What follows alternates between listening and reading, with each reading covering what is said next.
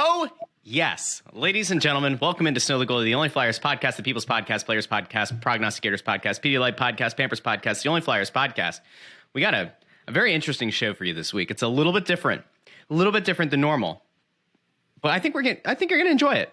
As a matter of fact, I would go so far as to say I guarantee you're going to enjoy this one because it's something so unique and so interesting.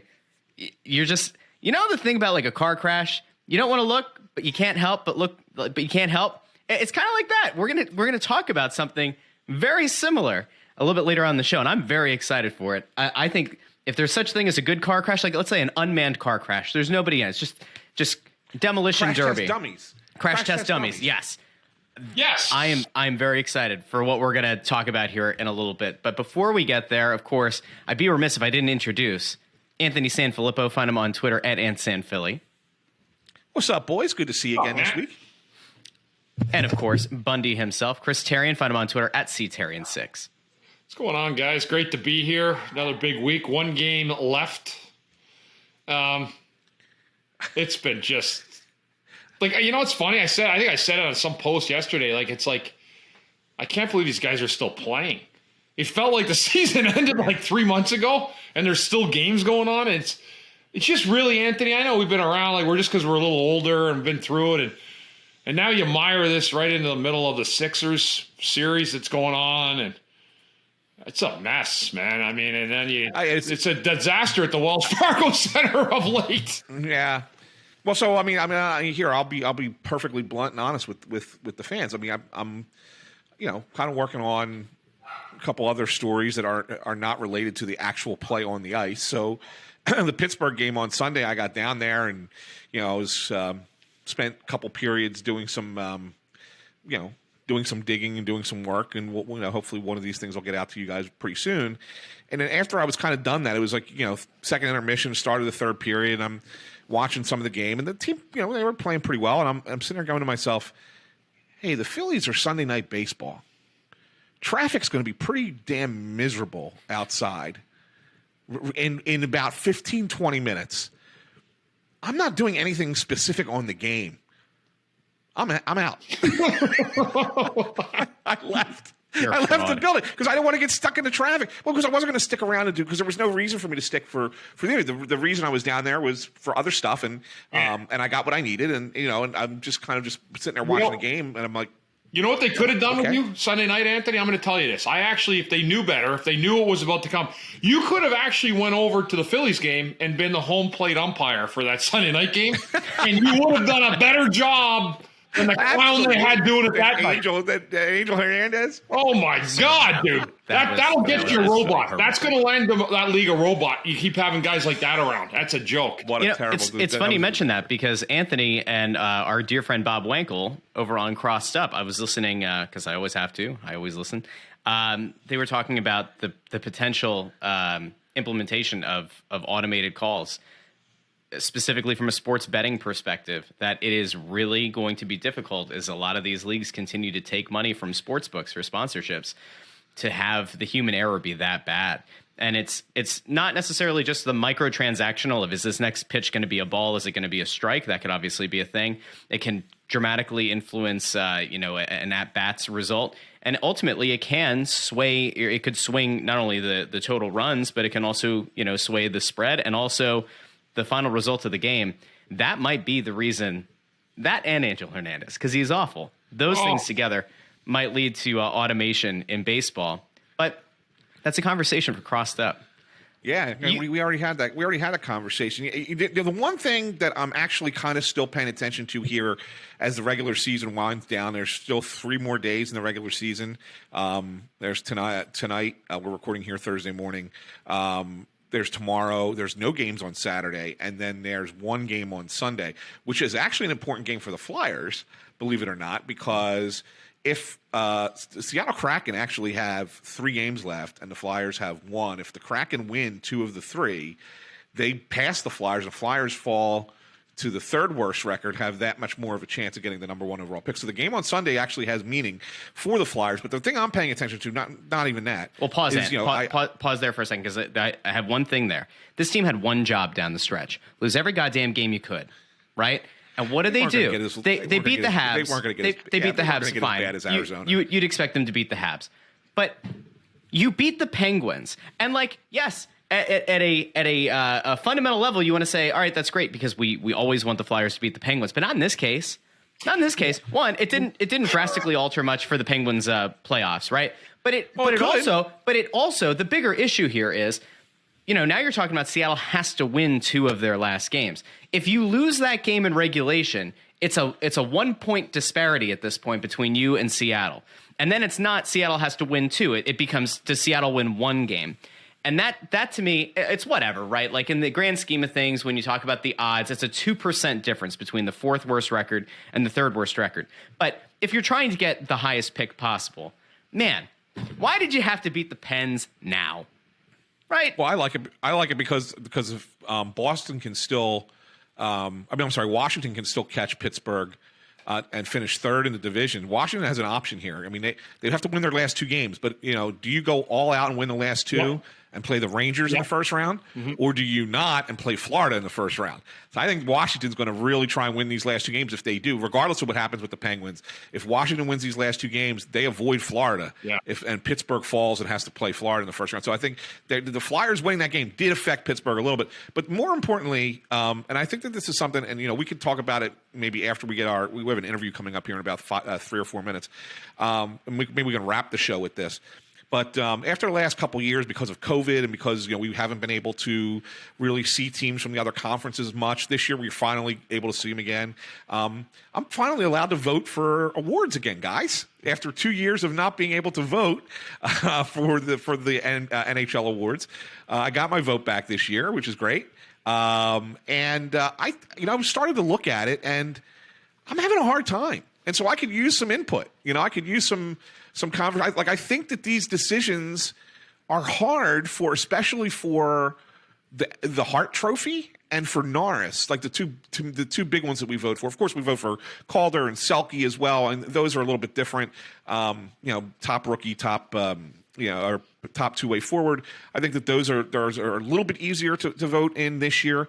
But I think that the Hart Trophy, I got like 6 different guys that I think are contenders this year. You have Shesterkin and deserving contenders. You have Shesterkin. What's that? Do you have Shesterkin? I do have Shesterkin in there. Yeah, and that's why I said we should talk about it. And I think the Norris Trophy, same thing. Again, usually what ends up happening is the voters vote for the defenseman who scores the most points, which is not fair, right? And I'm sure Bundy, as a defenseman, like you hate that every year. So I'd like to talk a little bit about that too. So if we have an opportunity, maybe take a couple minutes after the interview. Let's talk about the NHL awards and what you guys think. And I know that obviously the big news next week, which we won't jump on right now, but I'd like to. I don't know if we can get something in, but, in terms of me forecasting what I think is going to happen at the end of the year, which we all do, I don't know what's going to happen, but I can't imagine, guys, that this organization is going to go through a no-change finale to this being the final week, whether they clean house on the business side, the hockey side, whether somebody interjects himself in this. I don't know. I think it's the biggest question, though, Anthony, right, that nobody's really sure of. What is the direction everywhere for the people involved with what is ultimately a mess? This is a mess. Yeah, and I'll be a little bit more clairvoyant. One of the stories I have been working on involves just that: what changes will be coming to the organization, and the people that I talk to all give me something different. Yeah, which is fascinating, and I'm talking about people intimately involved in the organization. I'm talking about people intimately involved in the league. I'm talking about people, who always hear the whispers, always are kind of in the know. Like, these kind of things we're hearing so many different angles. Right. And one person will tell you one thing, another person will tell you something completely different. A third person will tell you something that's kind of a hybrid of the two. And it's just like, can't report anything until we get something that's a little bit more solid. Yeah, I'm with you. Everybody's hearing something different, right? A lot of confusion, right? And I've talked to people, too, been around it, whether it's around the league, and I've been told there's going to be a full, total house cleaning from the very top to the very bottom of the hockey ops. I've heard it, too. And then I've heard people that said, no, there's going to be they're going to be reordering the chairs, which I'm not a fan of. I mean, if you're going to do that, then you're going to be selling us another big steamy pile of shit again for another year. And seriously, Like, what are you going to try to sell to us? So that's why I'm saying it'll be interesting to see where this goes, because for whatever it is, guys, I'd rather them come in with an honest view of what it is next year instead of telling the fans we got ourselves a contender and they're nothing. They're not even a pretender.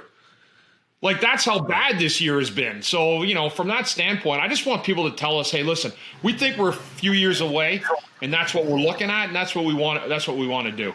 And now, what an absolute thrill this is. You talk about how Snow the Goalie is different from all these other podcasts, assuming that there are any out there. There is no other Flyers podcast, let alone hockey podcast right now, who has these two men on their show. And what a thrill it is. We talked about this on the show a few weeks ago. Ice Wars International is going to be the next big thing. And it's something that we are extremely excited about. And here to talk about it, none other. You might have seen him on Netflix. Maybe you did. You probably did. If you're listening to the show, you did. We got AJ Galante. Welcome to the show. Hey, guys. Thanks for having me. Really appreciate it. Absolutely. It's great to have you. And from Hockey Enforcers, we got Charlie Namut. Welcome to the show. Thank you very much. Nice to be here. Yeah. And there's some great Philadelphia tie-ins here with Ice Wars, with everybody. Charlie, I know we're going to be spending a lot of time talking with AJ, so let's just get this out of the way first and foremost, and then you can sit back and just listen and laugh with everybody. Your connection here is you grew up with the Watson brothers out in Smithers, Ontario, or Smithers, British Columbia, correct? Actually, Jim and Joe used to have hockey schools in our small town, and a ton of the Flyers guys would come up to Smithers to go fishing, etc., and that's who taught me how to skate. And we've been lifelong friends. Joe and I continued to fish in the summers together with guys like Jason Priestley, etc., on a summer fishing trip every year. And we still continue to be friends today. And that's how I got a hold of Chris Terrian. It was actually through Joe Watson. Yeah. All right. Cool. Really cool. Very organic, right? Like, Charlie called Joe. They were just talking. He said, any broadcasters that may want to do this? There's a new league we're trying to get up. And AJ Galante, if you watch the Netflix thing. And I said, I broadcasted for 15 years, only to get canned. So if I got an opportunity to carry it on with a great Canadian in Charlie, and AJ, whose story, I think, captivated most all Netflix viewers last fall. It was great stuff. So, I'm happy to be a part of it. It's a different type of thing. But one thing I've come to learn, and AJ knows this, and, there's a whole fight culture out there that, maybe is hidden behind walls that people don't realize, but it's very much alive and well. The fighters themselves enjoy that. And I think that's what separates it. And again, AJ, you said it best talking to you, pal, and Charlie. This is not hockey.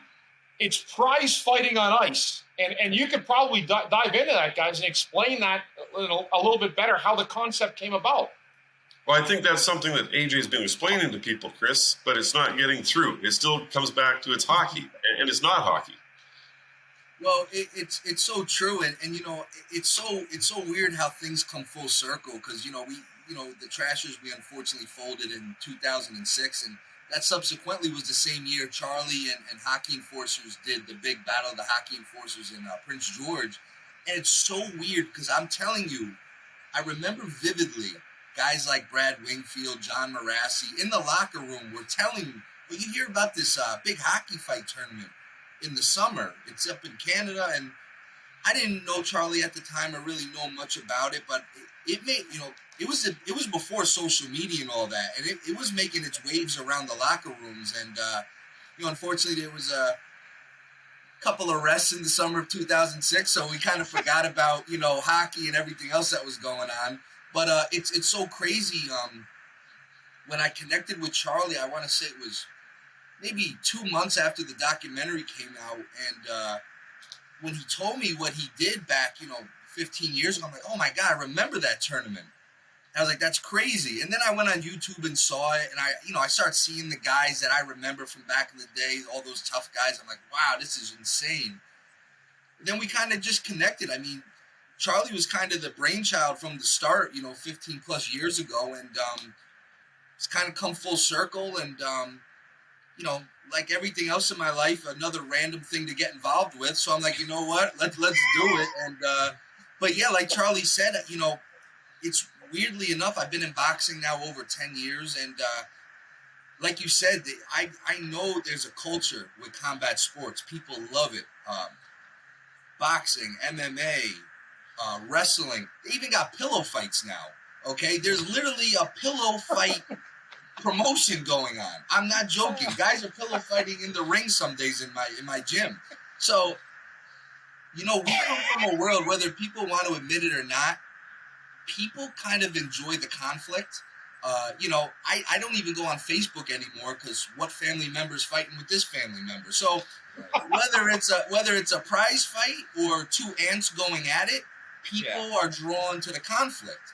And when Charlie told me about this, I'm like, this is really genius because, again, it's not hockey. I told a guy yesterday, Chris, I think you had the same interview after me, and he was pressing me a little, but not too hard. He was nice about it, and I understood it. And I'm like, listen, so let me ask you a question. So if I take two NASCAR drivers, and they're in their helmet, their fire, proof suit, their gloves, and I put them on a basketball court, are they playing basketball or are they NASCAR drivers? They're playing basketball. So for me, even though these guys are in hockey suits, they're fighting. There's no sticks, no pucks, no, right. Red light with a goal. And I understand it's going to be hard to grasp that, but they'll see in time. I really believe that. AJ, my question for you, is obviously the timing of this is really kind of unique. Tied in with the Netflix special.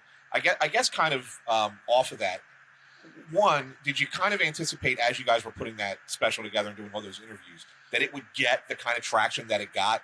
And then two, knowing that it, the success of the special, did that just kind of say to you, now what? Now what do we do off of that success? And then this kind of just falls into your lap and like, well, this is perfect. This is exactly what we need. Anthony, I promise you, the week before this documentary came out, I was talking with my wife, and I swear, I wish she was here to vouch for this. And I said to her a week before it came out, I said, I don't know if anyone's even going to watch this thing. You know what I mean? It's a documentary. It was filmed 2 years prior. Hockey's not the biggest sport in the world in America. It's definitely growing since when I was little. But, people have so many options of things to watch nowadays. You know what I mean? So I said to her, maybe 100 people are going to watch this, and maybe 95 of them are going to be my mom, on repeat. So, I didn't think honestly, I knew the story, for years. It's never seemed to die, but no way could I ever have anticipated it grown to this magnitude. And it really, honestly, it changed my life. The whirlwind between social media and everything else, and it's just been crazy. And then, people pitching you ideas every single day. Right. And then when Charlie came with this, I was like, you know what, this is something, this is like those 1 out of 100 things that you're like, wow, this is something that could mesh perfectly. Yeah, it just seems to be, you're the face of, you were the face of such, physical hockey and making it a cult following. In your town in Connecticut, in Danbury, and it didn't last, but not because it wasn't successful. It was successful, and now you have an opportunity to say, well, here's a way that we can make this successful for a longer period of time that isn't tied into that story, but at least uses that as a launching point, right? And I think that's what makes a lot of sense for you to kind of be behind this. Yeah, and you know what it is too, and I talked to Charlie about this as well, my father, the whole team. We got a great team, which I love. I think Chris could attest to it. We got a really solid. Yeah. That's the key. Even with the Trashers, when you have a team that's all going in the same direction, you may not agree all the time, but everyone has the same mindset. It makes it a lot easier, but not even to keep the Trashers in the light with this. I think I've always, I grew up. I'm not from a big hockey town. We didn't even have a rink when I started playing, And I think for me, I was always drawn to the tough guys, the rough and tumble guys, not guys that fought every single night even, just the tough guys, guys that'll get their nose dirty. And, that's what drew me to the sport. That's what drew us to kind of create the bad boys of hockey, and that's, my dad always loved that as well.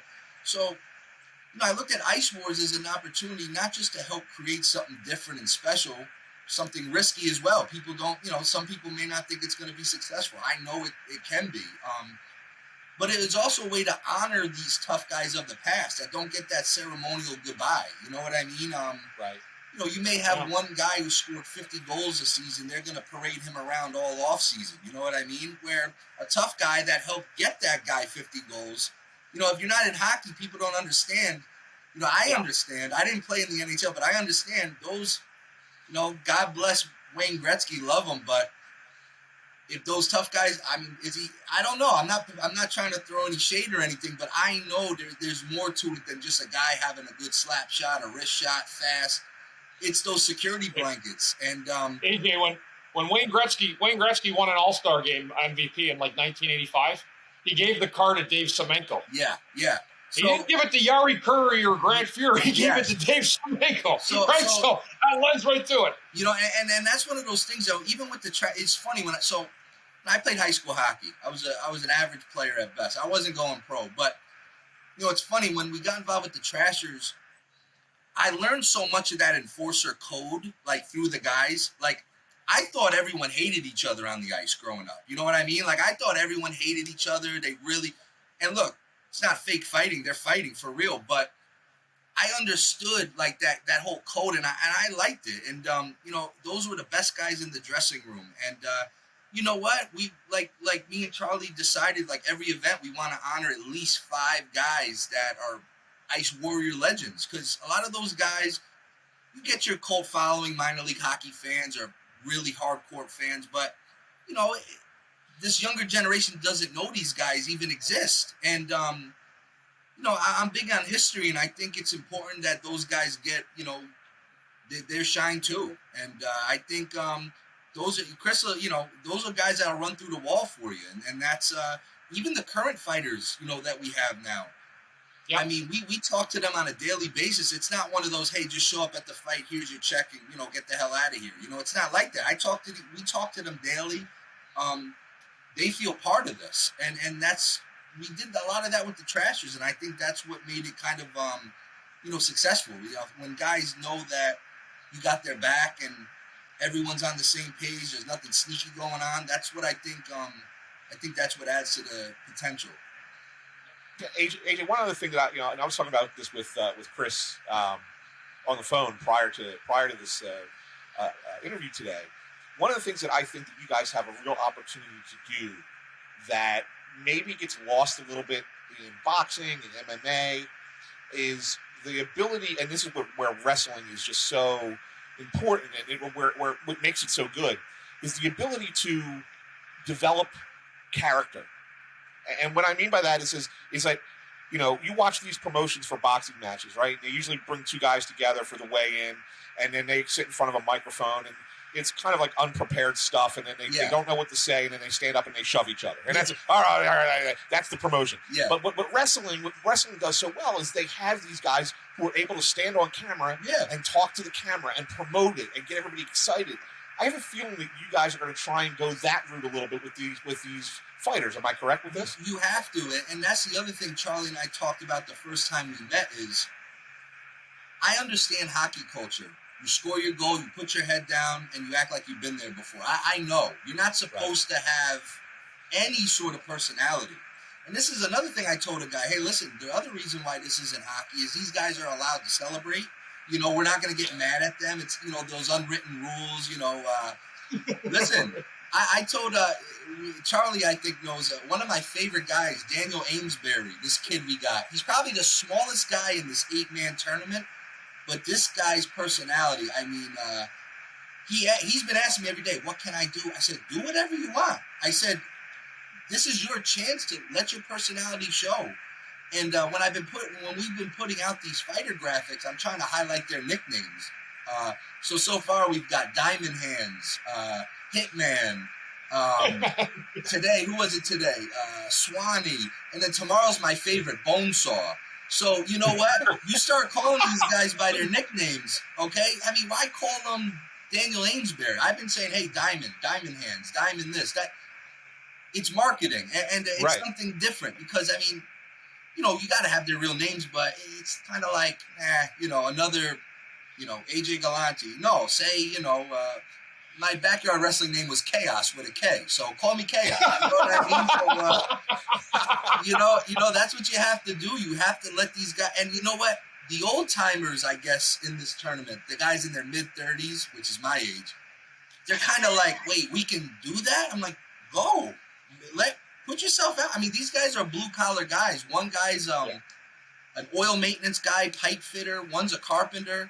I'm like, listen, you guys don't understand. You guys are going to become little local celebrities. I said, use it to your advantage. So the personality is definitely a thing. I think it'll grow in time, each event. When these younger guys see what we're doing, I think they're going to look at that as an escape for them too, because I get it. I get regular hockey, that unwritten, keep your head down and nose clean, and that's it.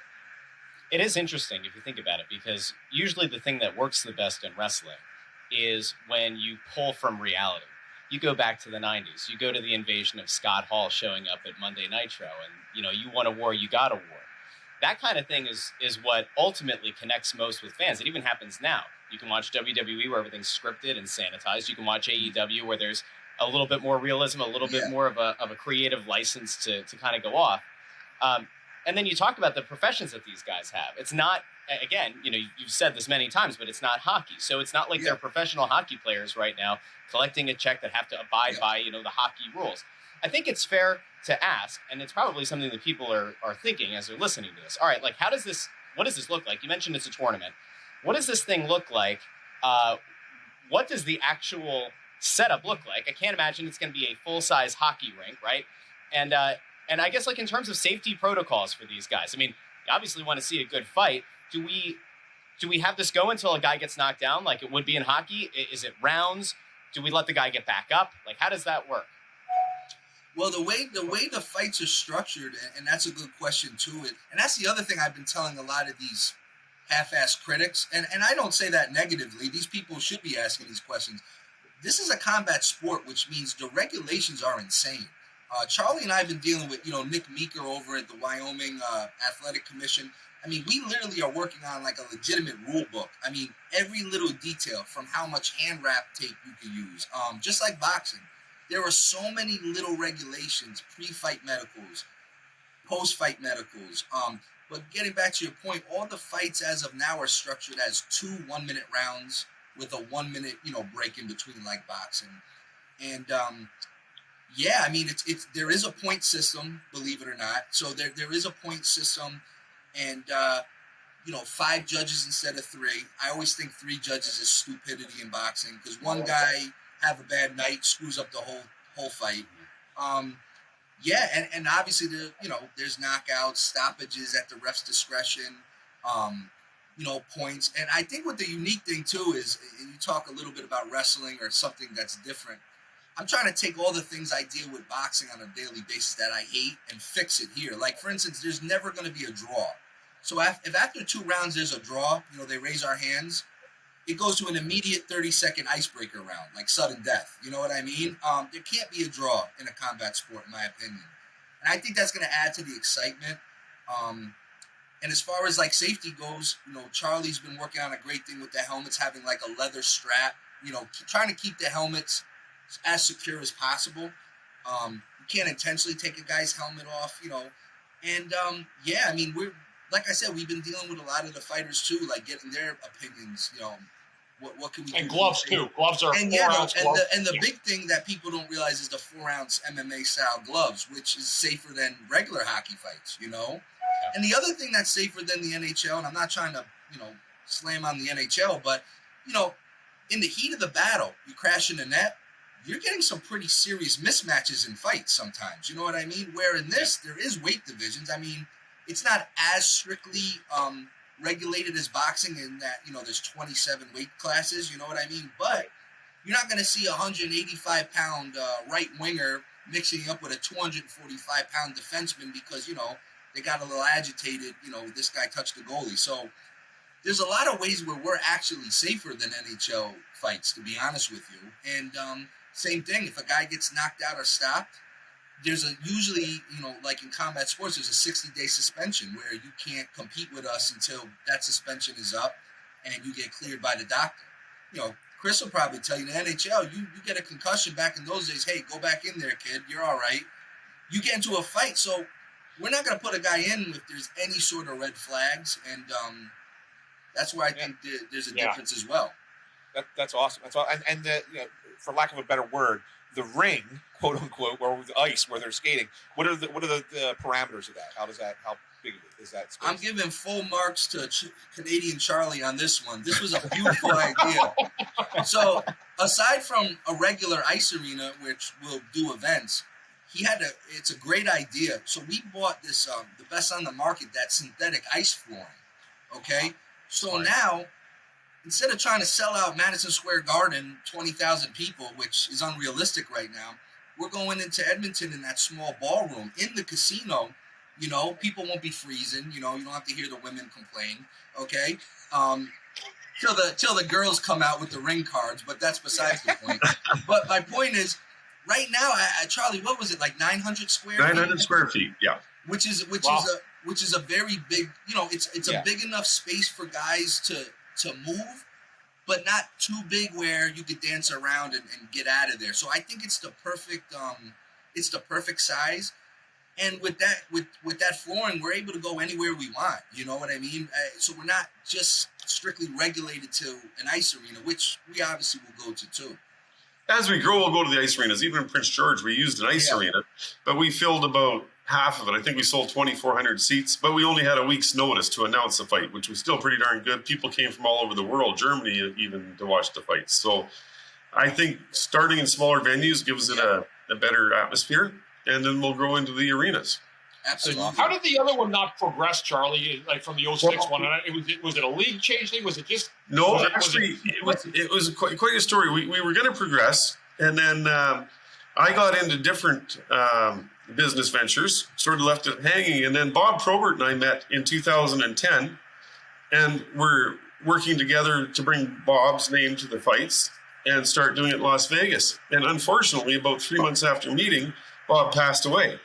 And you know what? Kind of took the wind out of my sails, and I shelved it, to tell the truth, until about a year and a half ago. We were in talks with some other people who wanted to revive it, et cetera, and then AJ's documentary came about, and we met. Yeah. So, yeah, we kind of just, it was always a great idea and well liked by the fans. We just I didn't personally have the time to do it. You've listed a few of your judges, AJ, and obviously Brad Wingfield, who was kind of a star of the documentary. He's going to be one of them, which is pretty awesome.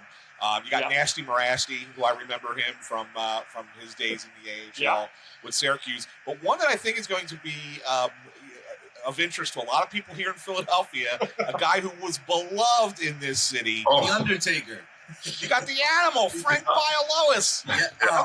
How great is that? Well, once again, The Undertaker. When I first met him, all I could think about is I'm like, you know what? We got to have him come out to The Undertaker music as soon as he comes out. And we did it. And, and you know what? That's another thing. These fights should be judged by guys that have done it and have seen it. You know what I mean? Another problem with boxing. No disrespect. I'm probably going to get none of my guys going to win if they hear this report.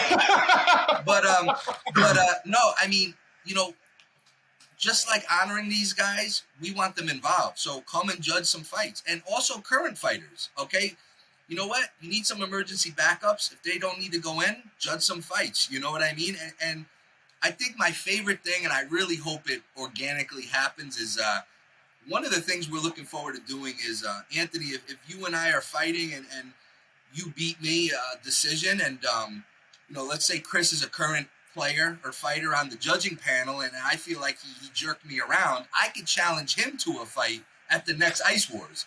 So, you know what? I love that. A good old-fashioned call-out. I love that. Listen, let me tell you something, and I hate keep bringing it back to this because it's just what I do every day, but in boxing, let me tell you something.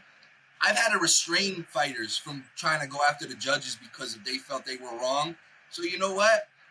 You got to, like, if I challenge Chris, hey, listen, you screwed me, I challenge you to the next Ice Wars, he has like a week to accept, or else he can never, if he doesn't accept, he can never judge for us again. So you know what? Wow. You got to put your money where your mouth is. I love it. That's fantastic. I'm on the right desk, Anthony. I'm at the right desk too, Russ, with AJ and the sheriff, Sean McMorrow. All good with me, bro. Nobody's challenged.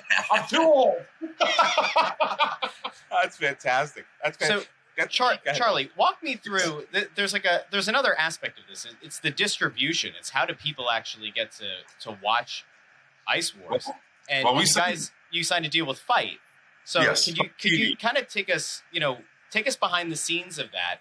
How does that initial conversation go down? And where and how are people going to be able to access this that can't make the trip out to Edmonton? Okay, well, they can access it on our website at iwifights.com. All the information is there, as well as the information on the River Creek Resort and Casino in Enoch. And Ticketmaster is where you buy the tickets, and that's all linked on the website, IWI Fights. The deals with the pay-per-view structure, it was quite a process because there was 6 companies interested, and we worked with Fight, and I really believe Fight is the best on the market for this type of event. The guys are great to work with, and they've done most of the major events. And Get Me Out Productions out of Los Angeles actually brokered the deal for us. That was a friend of Cato's, and they've done a great job. So we're very happy to be with Fight, and I think they've done a great job in promoting us as well, too. So I'm looking forward. They have app capabilities. They're available on every TV and that type of stuff. So we're good. That's excellent. If that makes sense. No, Sure that's pretty awesome. That's really look. And AJ, I was talking with Charlie about this before you logged on when we weren't recording at the time. But obviously, you guys are starting this up in Canada, which makes a lot of sense. Obviously, right? But I know that the goal is to get it down into the U.S. Eventually. You look around and you see places you want to do it. I got to imagine that where we're at here in Philly, especially since you guys mentioned the Flyers in the documentary, right? You were trying when you were creating the Trashers. That's what you wanted it to be. This has to be one of your first stops, I would think, right? I'm in Philadelphia, not regularly, but often through boxing. One of my best friends in boxing is a Hall of Fame promoter named Russell Peltz. He used to do fights at the Blue Horizon, it was called, or something. Yeah, Blue Horizon. yeah. So, I've been to a fight there. Yeah, so Philly, to me, not blowing smoke, to me, all around is the best fight city in America, especially with boxing. The toughest guys come out of Philly, that's a fact. I always tell other managers, if they try to give you an opponent from Philly, it doesn't matter what their record is, don't take it because you're probably going to lose. And that's actually a fact. And I learned that the hard way a few years back. But you have to be in Philadelphia. You have to get to places like that. And that's all part of our job on the back end. Hopefully start getting this regulated in the States, approved by the commissions. The Northeast is notoriously tough. Connecticut, New York, Pennsylvania, Massachusetts, they're tough commissions to deal with. But I see some light because they are starting to slowly approve a lot more of the MMA, UFC style. So I don't see why we should have a problem. And I think, this event we do in Edmonton will be a big springboard and to show people, we're not putting together like a cockfight here. You know what I mean? Like, it's a legit thing. It's a legit sport. And I think when people see how we do it first class, from production down to how we take care of the fighters, I think it'll be a little easier. But it won't be easy, but it's you have to have it in the Northeast, especially Philadelphia. It would be ideal. Yeah.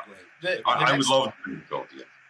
The next logical Nice question having here, that Watson connection here. Exactly. if you have to go through all of the hassle of getting things sanctioned, the next logical step, obviously, and the site that we work for, Crossing Broad, is big into sports gambling, sports betting. Is there or have there been any kind of conversations with any of the major, online sports books in the U.S. and in Canada? That's a whole other mess. Ontario is a goddamn disaster when it comes to sports betting. I'll tell you guys about that off the call. But have there been conversations? Is there interest on your side of trying to get these fights onto the legal online sports betting apps? Absolutely. And that's one thing we talked about, me and Charlie, way back. I mean, it's a no-brainer. I think think it's the perfect sports setup for it. You don't have to sit through a 3-hour game to see if you won something. You know what I mean? The fights are quick. But I learned, I kind of been learning how that works. You know what I mean? A lot of it is stat driven, and that's going to make us up our game with stat driven, you know, technology or things that we can do to bring to them. You know, it's you can't just. I don't think you could just bet on, hey, who's going to win, Bonesaw versus Hitman, because, you know, then it's like, what are the odds? How does it work? So,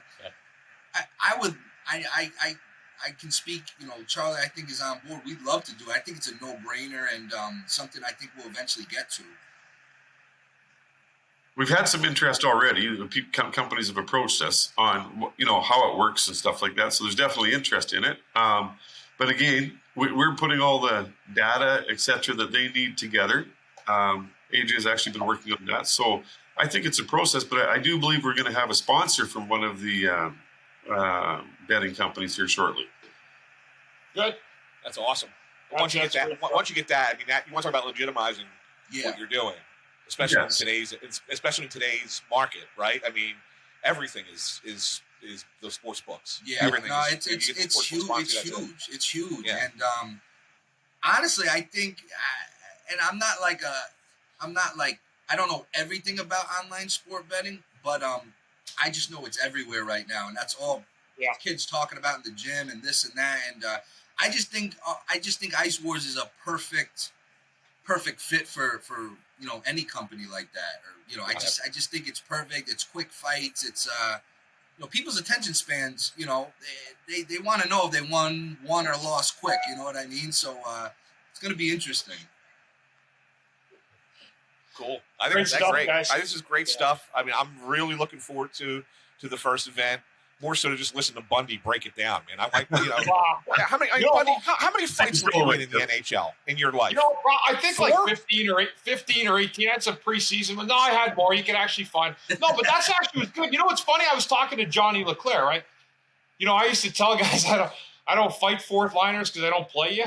Yeah. So,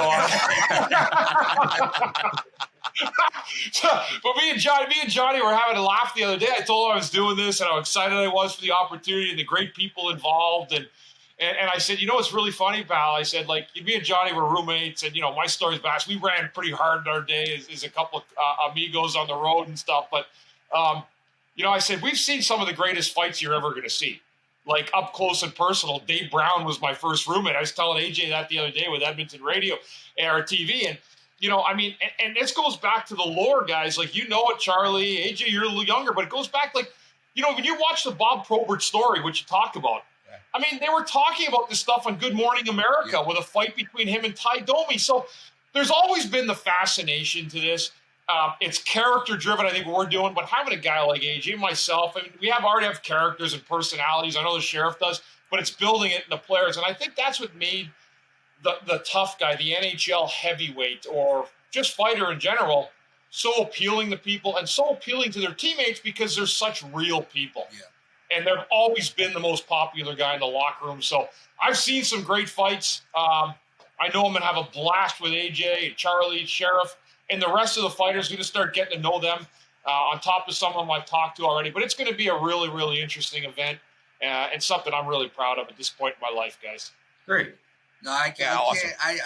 I told Charlie this. I haven't been this juiced for something in a long time. I've been going through about 3 of these energy drinks a day because it's like go, and but I'm taking so much pride in it. I've always told Charlie I appreciate his faith in me, and it's definitely not going to be a one and done, and I think it's going to slowly grow for sure. Well, we can't, and I know we can't wait to start talking about it a little bit more regularly here on Snow the Goalie. Hopefully, we get an opportunity. Russ will get out to one of these events as they happen, and then of course when you guys come down here, AJ, I can tell you this. I know you guys broke the news of Ice Wars on McAfee show, and I love McAfee. I listen to McAfee. Fantastic. He's awesome. Great. He's one of the nicest guys you'll ever meet. Yeah. But I'll tell you what, he doesn't get the Italian. Right? He really doesn't. I was watching you and your dad. And you guys were like appeasing him, like yeah, whatever. Okay, you're right. But I know. Right? I'm sitting here. I'm like, as an Italian, I'm going, they're just playing. They're like, dude, just stop. So when you come down to Philly, we'll do it the right way. We'll hit a couple good spots, and we'll have a good time. Yeah, I need a cheesesteak. The last time I went to Philly, I was pissed off. I didn't stop for a cheesesteak. The first time I ever got a cheesesteak, the guys in Philly were busting my chops because I guess it was a real touristy spot. They were telling me all these hole in the wall places. Yeah. I'm like, I'm not going there I'm not from here. This is some sketchy areas here. So we'll take you to the good spots, the sketchy spots that we know. Absolutely. Yeah, don't avoid the touristy ones. 100%. 100%. Guys, well, looking forward to it. This is awesome. Thank you very much for being on the show. And like I said, we look forward to working with you guys down the road. Thank you, guys. Thanks, guys. You guys are the best. Thanks, guys.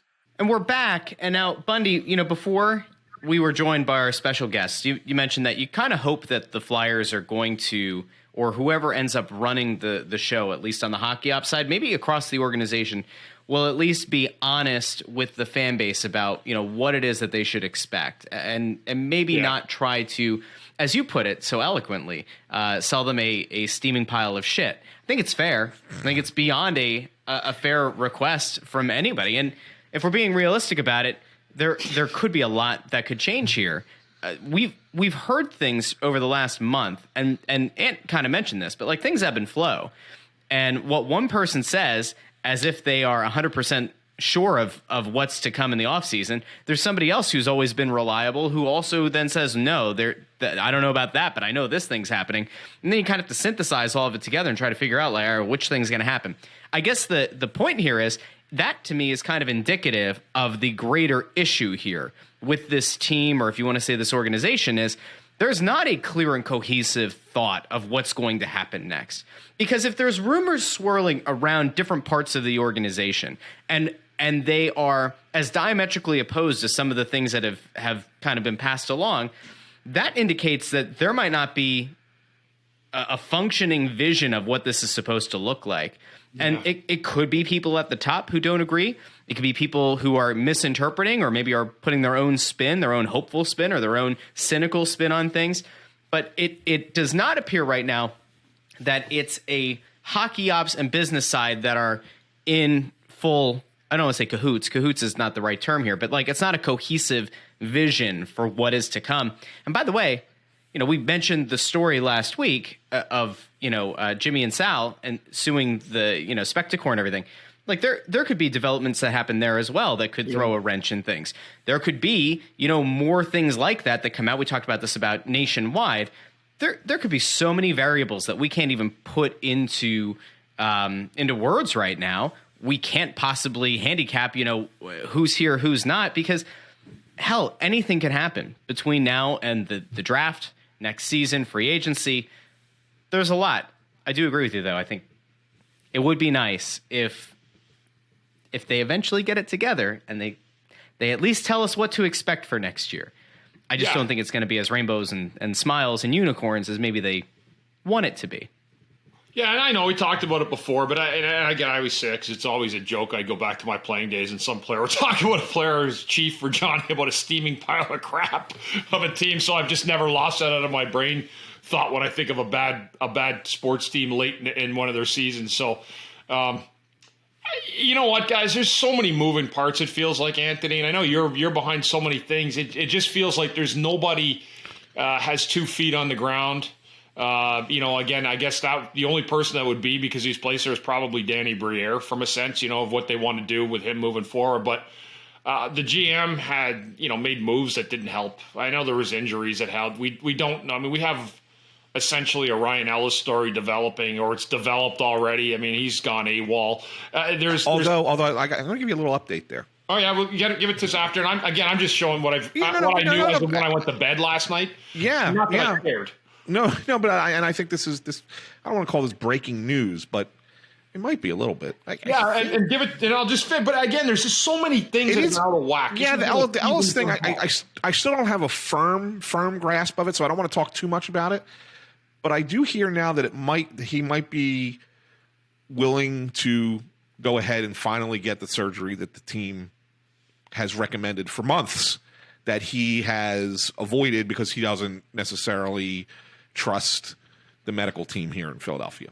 But it seems like, I guess, I don't know if he went and got a second opinion or whatever. I don't have all the full details. That's why I'm saying it's not like a full-blown story here yet, but it sounds like he might actually be willing to finally get that surgery. So I don't know if that's a positive sign that maybe he's, kind of getting back on board with the team, or if it's just that he realizes, okay, I need to get this done for myself, but I'm still not happy with the Flyers. So who knows what the ultimate, end game is there. But I think that there is a little tiny ray of light there for him if in fact he is going to go ahead and get the surgery. I tried to ask yesterday. I tried to find out from Chuck. Got no response. So I don't know. Plus Anthony, the guy hasn't played all year. He's been hurt the last couple. Like, I don't know what to expect from somebody who's been this detached from the game. I mean, I had a lockout one year. Yeah. And I mean, I came back the next day and I looked like, that next year was a disaster. I mean, so I'm just wondering, how hard that it's harder when you get older too, right? You played a lot of games already, but there's a lot. There's a lot of different things that can happen here. Yes, and who knows? I don't want to get into all the specifics. We can talk more about it next week. Yeah. But I mean, like, if let's say he just out of curiosity, let's just say he retires. He decides, the hell with it, I'm done. He's still going to get his money, but a lot of that would revert back to Nashville. Yeah, because of the cap on the salary cap, essentially. Yeah. Right? Yes, a lot of that would revert. So I mean, there's a lot of things that could go on here. Why is that, Ant? Can you give a little bit? Let's save it for next week. There's a lot. lot. Let's hold off because there's gonna be a lot of stuff that may or may not happen by this time. There's a lot of details, and there's insurance that gets involved, and there's a lot of things that could potentially go. I mean, I'm not saying that it 100% would happen, Russ, but it could. Not the whole thing, but a good portion of it. So it's a cap recapture is what it's called. I mean, there's a lot of things that could really, it's complex. So let's save it for when we have more time. But I do want guys, and I know we mentioned it pre-show, and I don't want to do a quick shift here. But I did mention, that I'm going to be voting for the NHL awards. And now that all the games that are of major importance are out of the way, I mean, there's still a couple of seeds that need to be determined, but we know who the 16 playoff teams are, so there's no fighting for a playoff spot still to go. Now that the games of major importance are out of the way, I think it's fair to say we can make a determination here and take a look at who these guys are. And I'll tell you, I'm going to start with the Hart Trophy, the league MVP. I literally made a list of 8 guys, 2 of which I don't think I'm going to have on my list anyway, but only because they've been mentioned in national circles. I saw them on both NHL Network and on a TNT broadcast being talked about, and I'm like, I don't think either one of them deserve it, but all right, I'll include them. So I have 8 names of guys that I thought these guys are legitimate contenders for the Hart Trophy, for the league MVP. And I'm not 100% sure I know which way to go just yet. I'm leaning towards 2 guys, but I mean, I could be convinced on about 3 others as well. Hit us with the names. Who do you got? All right, so here's some names. Who are the 2 that you don't necessarily agree with, but are in national circles? So they're on TV. They mentioned McDavid. Obviously, he's the leading scorer in the NHL, right? I mean, he's got 118 points, 120. I don't know what he did last night or the other night. 118. But I mean, that Edmonton team is just. They're the same team year in and year out. Like, I don't look at him and suddenly say, "Oh, he made that team so much better this year than they've been in previous years." And they're still not that great. I'm not convinced that they're going to even beat an inferior LA team in the first round. Even if they do, there's no way in hell they get past Calgary. So, I don't think McDavid. Plus, he's got a guy like Draisaitl with him as well. So I think that makes him a little bit better. And the other one that I didn't agree with that the national guys have been mentioning, and I understand why they're doing it, is Nashville defenseman Roman Josi, who's having a fantastic year. He's 91 points for a defenseman is absolutely ridiculous, right? But at the same time, I don't know. They've barely made the playoffs, right? I mean, and is that a thing you sit there and say, well, he's been the best player in the sport, just because he helped his team barely make the playoffs? I mean, there's a lot of other talent on that team as well. I mean, Forsberg had a really, really nice year for them as well. So, and plus, he's not the greatest. His numbers aren't that great possession-wise. Like, I mean, he's only 51.5, so he's only on the plus side slightly, which means that as much offense as he's generating, he's not. He's facing a lot of shots against as well. Not playing as great defensively. Plus, 36 of his 91 points are on the power play. that kind of changes things a little bit for me. So that's why I didn't include him. You guys, if either of you want to make an argument for either one of those guys, feel free. Here are the names that I have. The guys that I would really consider: Jonathan Huberdeau. I think he made the difference in Florida, made them as good as they were this year by ramping up his game, and then they can go out and get the players that they got at the trade deadline to really make that a Stanley Cup contending team.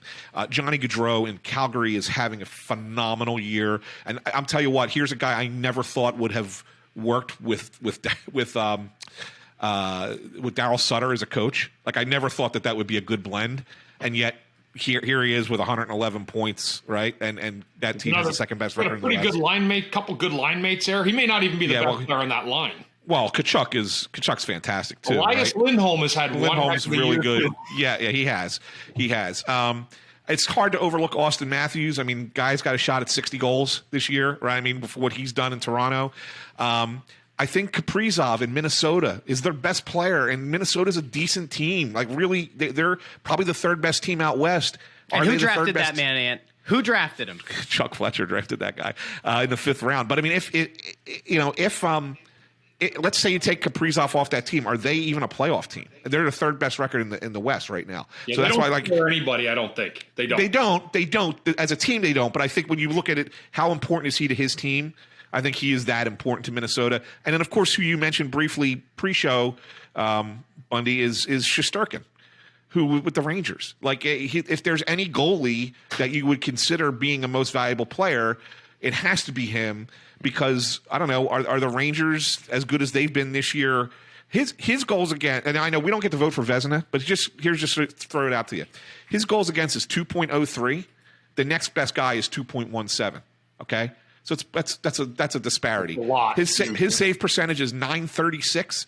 The next best guy is 926. That's a lot too. I mean, so there's a big disparity between with him and the next best guy. Of course, that's based on, I think, 45 games played. I think is what I used as my parameter on that. So I mean, I'm having a hard time picking one of these guys. I really am, and so I want to throw it to you and see what you guys think. Well, I'll throw one last one at you. That's kind of a long shot. Freaking Ovechkin. Another 50 They're never going to give it to. They'll never give it to. I know they're never going to give it to a Russian, but 50-goal season. Well, not right now anyway. Yeah, but another 50-goal season at age 37 on a team that, without him this year, they don't make the playoffs. And that's what. Yeah. Go ahead, no, I mean you're right though, Anthony. I think when you look at the Hart, the Hart trophies. I mean, it's probably going to be McDavid. The Canadian media will certainly push. I think hard enough in that way he'll get it. But with the Norris Trophy, I mean, I think Makar is a guy that the straw that stirs the drink in Colorado. I agree, but again, this. If people are pushing Yossi for MVP on a national level for the Hart, how do you not expect him to be the lead guy But I think Makar's a better player and has had a better season. Because that's what I mean. Yeah. Makar could have been drafted with Yossi. Yeah, Yossi's a nice player. I've watched him for years, but you start talking about MVP of the league. I know. No, I don't think so. But I mean, when you're the national, the league's network, and you're the national show on TNT, and they are like, oh, he's top 5. He's definitely top 5. I'm like, really? Is he?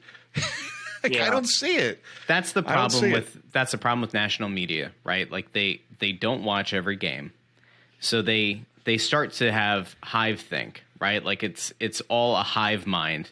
They all yell into the same echo chamber, and they ultimately sell themselves on the same top 5, right? And like it happens in every sport, happens in the NBA. We saw that happen with Nikola Jokic, who's going to end up winning the MVP, even though he's not. He's the defensive liability, and that's a whole other mess for a whole other thing. But like, you get enough of these people all yelling into the void in the same direction. And that's how you end up with some of these guys that you go like, I'm not really sure that he should be a top 5 guy. I think Shesterkin makes the most sense. Yeah. For league MVP, because if you take into account what this Rangers team is, and it's not a bad team, like it would be reckless, I think, of any of us to say that the Rangers aren't a good team, but I don't think the Rangers are nearly that team without him. And if you look at it and you say, all right, from the argument of this team wouldn't be a playoff team were it not for him, you can make the case for Ovechkin. There is a legitimate case to be made there. But Shesterkin on his own, if things break New York's way and he gets hot, they could make a Stanley Cup run, and it wouldn't surprise anyone. I mean, yes, you will have to get through Florida or Tampa or Toronto, who are, just chokers anyway. But you're going to have to get through some of these teams. If he gets hot, he can absolutely turn the entire playoff, the Stanley Cup playoffs on their head. I'm going to just point this out to you. I mean, I think you're making a fair argument, Russ. The first round, and again, you've got to remember the voting is based solely on the regular season, not on the playoffs. But just to make your argument here, first round, they're either playing Pittsburgh or Washington. You got to assume the Rangers are going to win either series. They're going to be favored in either series, correct? So then they move to the second round. In the second round, you're getting either Boston or Carolina. Rangers could win that. Either one could win a series against either one of those teams, right? Mm-hmm. So then you get the Rangers to the conference final, and if like you said, the goalie gets hot and you pull an upset there, now all of a sudden the Rangers are somehow in the Stanley Cup final, and it's going to all be because of the goaltending more than anything else. Mm-hmm. Fox has had a great year too. I mean, you add him into the mix, but I mean, Shesterkin's the guy that. Yeah, he could easily win the Vezina, and you know what, Anthony? Probably in a fair world looking at it, he should probably win the Hart, I think, at the end of the day.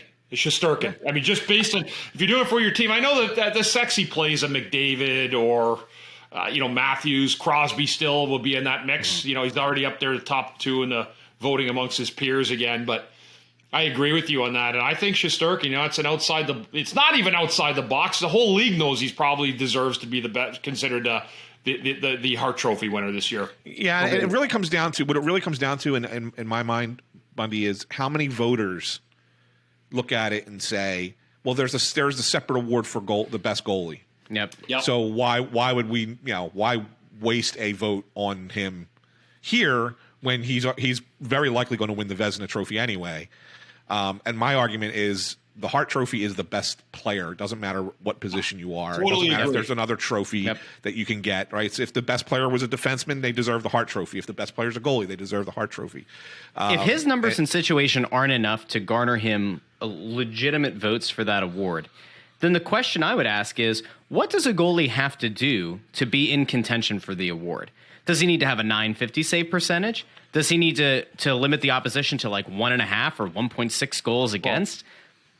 And again, especially you take into account the entire roster. It's not as if he's got three ridiculously stacked pairings in front of him. It's not as if they play, top to bottom of the lineup, the most defensively sound hockey. They don't. It's not, and so he's, in a lot of cases, he's on an island and he's stealing games for them. So if this isn't enough to get him, say, a top 3 finish, then I don't know what we're doing. Well, I don't know what the hockey media is doing. Yeah, well, and you're right, Russ. I mean, and that's kind of like the thing here. And one other thing I want to say and then I'll throw it to Bundy. The scoring is up in the NHL this year. There's a lot more scoring this year than has been in recent seasons. Okay, and the numbers are up, and yet he's putting up goaltending numbers that are equivalent to when guys like Brodeur were winning Vezina trophies in years when it was all defense first. Games were 2-1 and 3-2 were finals and not 6-4 like we've been getting a lot of this year, right? So he's putting up that 2.03 936 in a season when there's a lot more scoring than there has been in recent seasons. Yep. Yeah. And you know what else? I mean, it's happened in other leagues, Russ. Like Justin Verlander, I was just thinking of the last one. He won an MVP as a pitcher, and he goes every 5 days, right? When he was with Detroit, one of his last couple of years. So you throw that over to it, where the goaltender. I mean, I'm with you, Anthony. He's stopping pucks like that. The discrepancies are too big based on the numbers, and this is everyone wants to talk about numbers, right? Analytics, and those numbers certainly lead to that. The other issue too is, there's just not enough good goalies in this league. There's a lot of bad goalies that are playing every single night. I mean, you're not going to get 30 great goaltenders. And I think that's coming pretty shining through right now, more so than ever, with the league being watered down. More players coming in means more goaltenders. There's not a ton of great goaltenders. And when you got one and you have one and you've built that relationship with him, boy, you got to hang on to that and make sure it lasts as long as you can. Same thing the Flyers want with Carter Hart. They want Carter Hart to be Shesterkin. Shesterkin just came out of the blue. And sometimes, I wonder, Anthony, when you talk about a young goalie, how much when people not talking about you on your way up has an impact of what you do and you're a good goalie, and just nobody's ever said anything about it. And this is all kind of new to a guy like Shesterkin, where, at times a guy like Carter Hart and goaltenders, he's been feeling pressure, right? He's had people talk about him for 7 years now. And but make no mistake, the Flyers very much, like every team in the league, want their young goaltender to become a Shesterkin type. That's the vision. That's what everybody wants. I'm going to throw one more defenseman at you, Bundy, and then we can wrap this up. Yep. Just because Makar's I think is the guy I'm going to go with Norris Me Trophy. too. And obviously everybody's talking about Yossi, but there's a guy that's out there who I think has had a really, really good year, kind of underrated. I mean, everybody talks about Adam Fox as well as 73 points, whatever. But I think Charlie McAvoy in Boston has been sensational. He's got 55 points. He's a plus 29. He ranks top 10 in amongst defensemen in possession metrics. Like, he does everything well on both ends of the ice. And as a guy, now you get to watch a little bit more of Boston, obviously being an Eastern Conference team. So I just wanted to get your impressions of him as a defenseman. I kind of like him as well as a potential guy, maybe right behind Makar. Dynamic, and a lot like Makar too. He's got a lot of energy he brings in the game. That's contagious, in the middle of it. Got a good when I look at Charlie McAvoy, and I don't know why I'm bringing up this pass, but he's exactly the kind of defensive play that if they would have been able to get Ghost to 3/4 of, he would have been fine in his own zone. McAvoy is not he hits sometimes, big hits, but he just has a good stick. Really in the zone, and he makes good, smart offensive decisions at the blue line, and he's a guy that doesn't always lead the rush, but he's so smart at joining it. So, yes, here's the problem why he won't win it. It's going right back to what we were talking about. Roman Josi has 91 points. Right, exactly. But I agree. And, even a guy like, I'm just trying to think of someone else who doesn't, like a Brandon Carlo, right? Like, he's had, but he's just a guy you don't really notice him. You don't say much about him. There's good players like that. McAvoy's a great call, Anthony. He really is.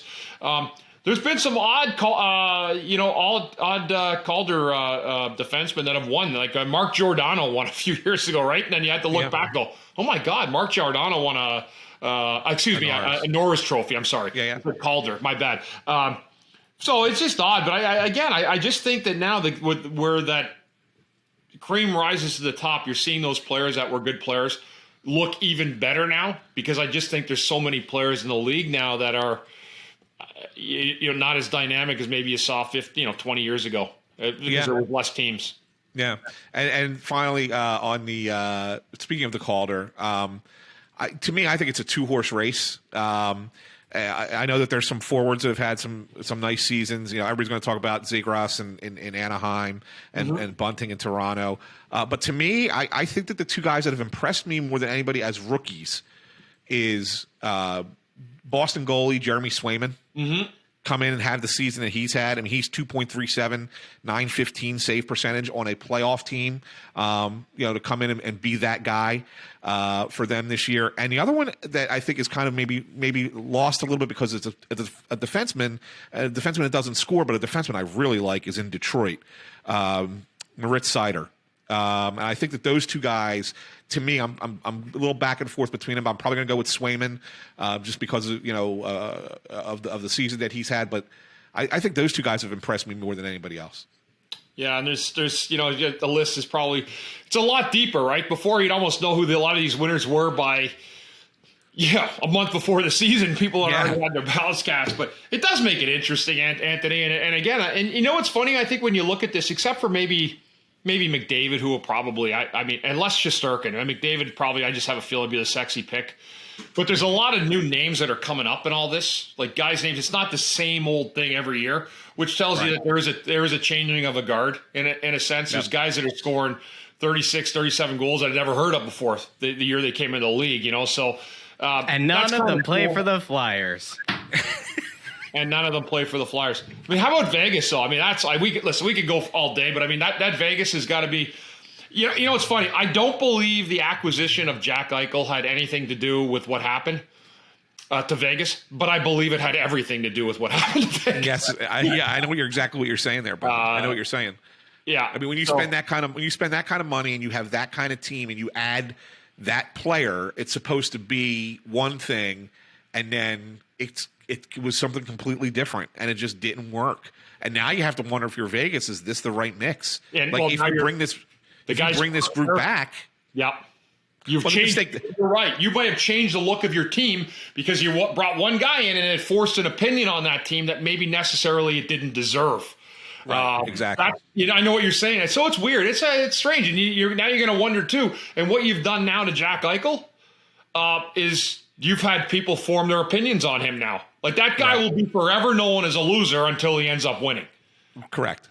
He'll get the Giroux treatment in a lot of ways in Vegas. In some ways, yeah. Yeah, in a lot of ways. And their big mistake, of course, though, was not they made the mistake in goal. They let go of Fleury and kept Leonard, and that was the bad choice. But anyway, Russ, you can wrap this thing up. Wrap it up, Russ. Hey, we I'm always talking about how with hockey, there is a certain kind of barrier that exists, financial barrier for a lot of people, and I'm always sitting on this show calling out, when are we going to see a program? When are we going to see something that makes hockey more accessible for especially kids and families who might not have the financial resources to participate?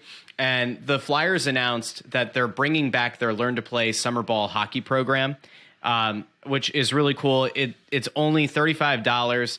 I think they made the announcement very recently here, but it's for all kids from ages 3 to 9, I believe it is. Let me just pull this up. Yep, it's a summer program for kids aged 3 to 9. They have registration open now. PhiladelphiaFlyers.com/ball-hockey through Tuesday, May 3rd. Programs start on May 7th. So if you have, if a kid in your family, or if there's somebody, who might be interested in this kind of program that might not otherwise have some of those resources, it's only $35. It's awesome. Great thing. It's also going to include Flyers branded equipment, including a street hockey stick, ball, and reversible penny. So that's really cool. I think it's awesome that they're doing this. I want more of this. I think this is fantastic. I think this is something that we can all get behind. We'll continue to promote here. Anything that can be done, and especially when you have an organization that has such a strong tie historically to their community. It's great. You see what they're doing with the rink in Kensington, right? And you see something like this. I love this kind of thing. I will gladly go out of my way to promote anything that we can do to get kids, especially kids who might not otherwise be able to afford to participate in hockey, in the game of hockey, to get them some exposure to it at an early age. So again, kids age 3 to 9, $35. Fantastic program. Go check it out. PhiladelphiaFlyers.com/ball-hockey. Great stuff, Russ. Great stuff. Great show today. I think that's what a blast. A lot of fun. My other partners on, but you know what, guys? You're my real partners here every week. That's right. That's right. I think this is going to be a lot of fun. I'm excited to see what we do here. And I think, honestly, if we are being truthful to the audience, we could sit here and fill out an hour's worth of content every week from now until next hockey season, and we would be fine.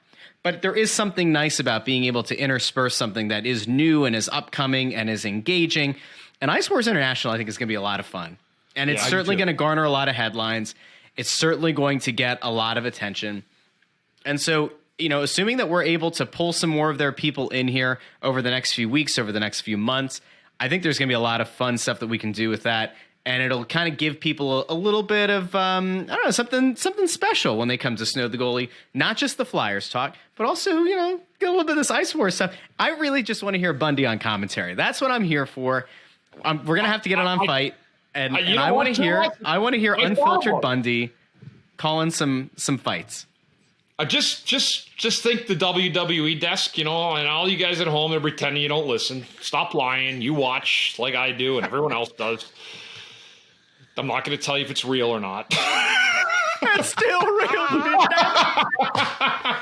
Hey, listen, I'm looking forward to it, guys. Looking forward to your support, and it gives us, you're right, another avenue, something different in the world of combat sports. Giving it a shot, and it'll make it interesting for sure. Yeah, for sure. Looking forward to it. Fantastic. All right, boys, this was a good episode. Guys, and then on a positive note, look at us. Could this be? It's because the season's over. That's why. Let's be real here. We don't have the slog anymore. We don't sit here and go, holy shit, there's 18 games left. No. There's one game left. By the time you listen to this podcast, there's one game left in this futile Flyers season. Then we get to turn the page. We get to hope. We get to hope for lottery luck. Who knows? Anything can happen. And that's why you listen to Snow the Goalie, the Only Flyers podcast. So for Ant, find him on Twitter at AntSandPhilly. For Bundy, on Twitter at CTarian6. I'm Russ at Joy on Broad. You can find links and all that wonderful stuff in the description of this episode. Remember, we are available on every podcast platform you could possibly want. Apple Podcasts, Spotify, Stitcher, Amazon Music, Google Podcasts. Remember, you can ask Siri, ask Google, ask Alexa to play the newest episode of Snow the Goalie, a Flyers podcast. Hands-free, majestic stuff. And I don't know if you guys have noticed this, over on the Crossing Broad YouTube channel, we are getting higher and higher numbers every week. It appears as though some people like to watch the hilarity unfold on this show, even more than just listen to it. So we're working on that. We're going to continue to gussy that stuff up. Something else I'm kind of working on behind the scenes here with video, so we'll see how that goes.